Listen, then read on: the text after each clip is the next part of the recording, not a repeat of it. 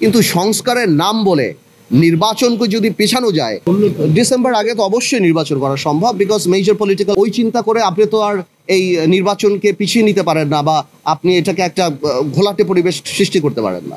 আসসালামু আলাইকুম, সবাইকে আন্তরিকভাবে ধন্যবাদ, এবং বিশেষ করে বিএনপিকে ধন্যবাদ এই ধরনের একটা উদ্যোগ নেওয়ার জন্য।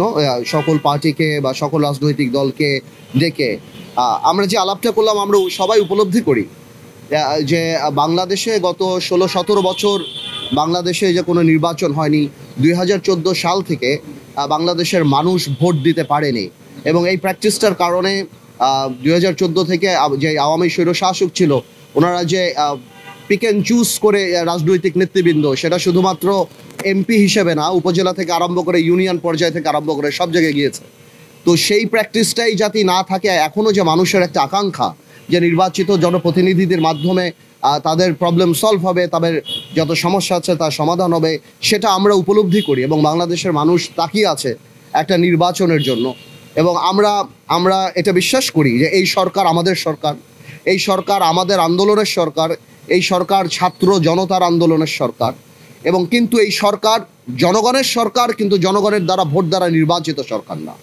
আমরা সবসময় চাই, এই সরকারের পাশে আমরা ছিলাম, আমরা আগামীতেও থাকব, এবং আমরা 7ই অগস্ট থেকে আরম্ভ করে আজকে পর্যন্ত প্রত্যেক জায়গায় বলে আসছি যে আপনারা একটা নির্বাচনী রোড ম্যাপ দিন।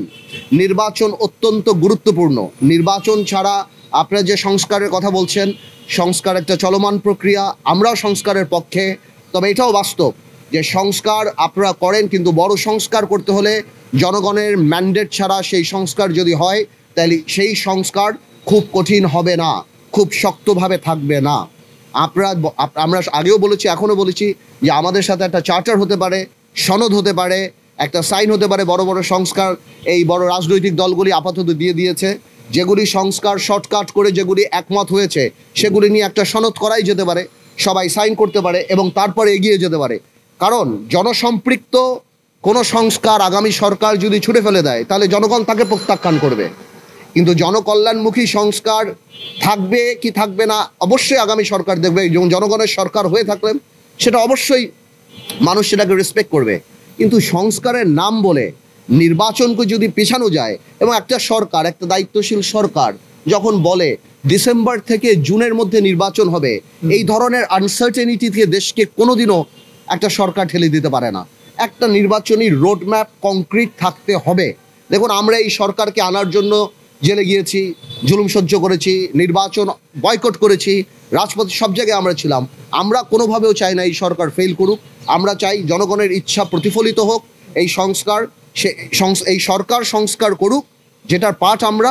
কিন্তু এমন কোনো সংস্কারের জন্য যেন কালক্ষেপণ না হয়, যাতে করে এই দেশের মানুষ চিন্তা করা আরম্ভ করে যে আমরা কি আবার নির্বাচন কবে হবে, আদৌ হবে কি না, এই ধরনের প্রশ্ন আসে।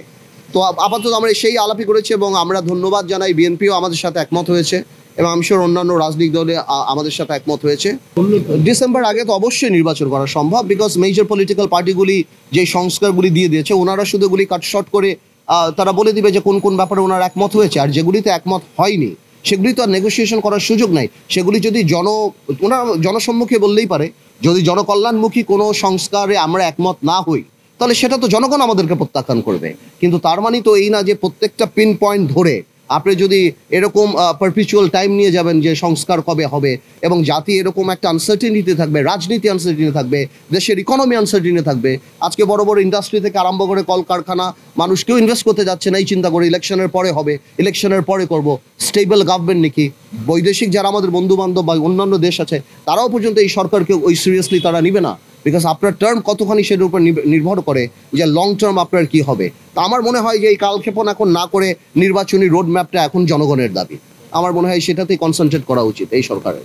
না, এইটাতে একটা মহল তো চাবে এটাকে ঘোলাটে করার জন্য, যেটা আমি আগে বললাম যে এখানে যদি কোনো দ্বিমত হয়, সেটা তো গভর্নমেন্টের এটা তো জনগণের ম্যান্ডেটের উপর নির্ভর করবে। আপনার তো কোনো সুযোগ নাই আপনি কাউকে বাদ দিয়ে সংস্কারটা করার। দ্বিমত তো থাকতেই পারে, প্রত্যেকটা রাজনৈতিক দল তার নিজস্ব মতামত থাকতে পারে, বাট আমাদের কথা হলো যেই সংস্কারগুলো সবাই একমত হয়েছে, এবং বাকিগুলি যেগুলিতে একটা ন্যাশনাল সনদ নিয়ে বা একটা চার্টার করে নির্বাচনমুখী হয়ে গেলেই হয়। আপনি 50টা রাজনৈতিক দল 50টা ব্যাপারে অনেক কিছু ওপিনিয়ন থাকতে পারে, তার উপরে ভিত্তি করে ওই একমত হব ওই চিন্তা করে আপনি তো আর এই নির্বাচনকে পিছিয়ে নিতে পারেন না, বা আপনি এটাকে একটা ঘোলাটে পরিবেশ সৃষ্টি করতে পারেন না।